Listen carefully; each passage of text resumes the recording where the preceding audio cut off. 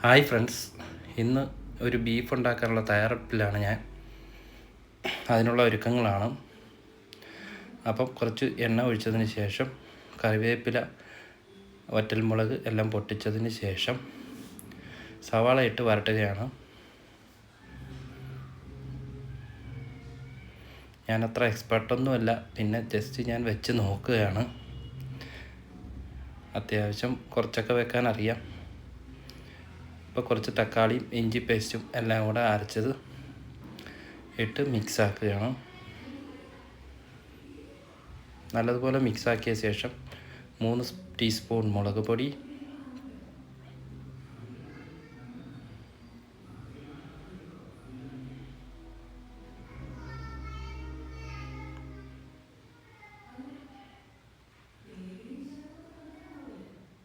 കുരുമുളക് പൊടിയാണ് 1 ടീസ്പൂൺ കുരുമുളക് പൊടി.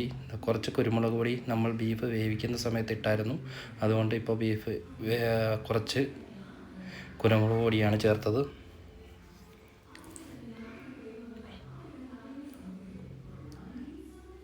രണ്ട് ടീസ്പൂൺ മഞ്ഞൾപ്പൊടി നമ്മൾ ബീഫ് വേവിക്കുന്ന സമയത്ത് ഇട്ടായിരുന്നു. പിന്നെ ഗരം മസാല 2 ടീസ്പൂൺ ഗരം മസാല,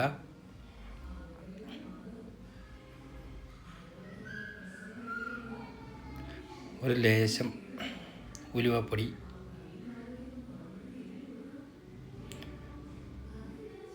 എല്ലാം കൂടെ ചേർത്ത് മിക്സ് ചെയ്തെടുക്കാം. നല്ലതുപോലെ പൊടികളെല്ലാം വേവത്തക്കോണം നല്ലതുപോലെ മിക്സ് ചെയ്യുക. അതിനുശേഷം നമ്മൾ വേവിച്ച് വെച്ചിരിക്കുന്ന ബീഫ് ആ മസാലയിലേക്ക് ചേർക്കുക.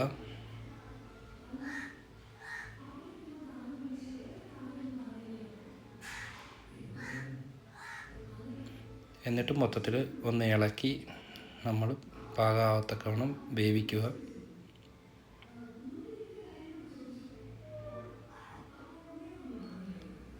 എല്ലാം കൂടെ മിക്സ് ചെയ്തതിന് ശേഷം നമ്മൾ കുറച്ച് നേരം വേവാനായിട്ട് അടച്ചു വെക്കാൻ തയ്യാറെടുപ്പിലാണ്. അപ്പം വെന്ത് കഴിഞ്ഞു. അപ്പം നമ്മൾ അവസാനമായി കുറച്ച് മല്ലിയില അതിൻ്റെ മുകളിലായിട്ട് ഇടുകയാണ്.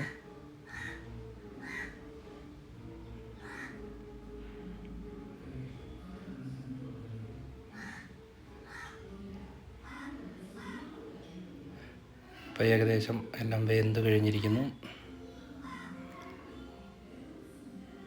അപ്പോൾ നമ്മുടെ ബീഫ് കറി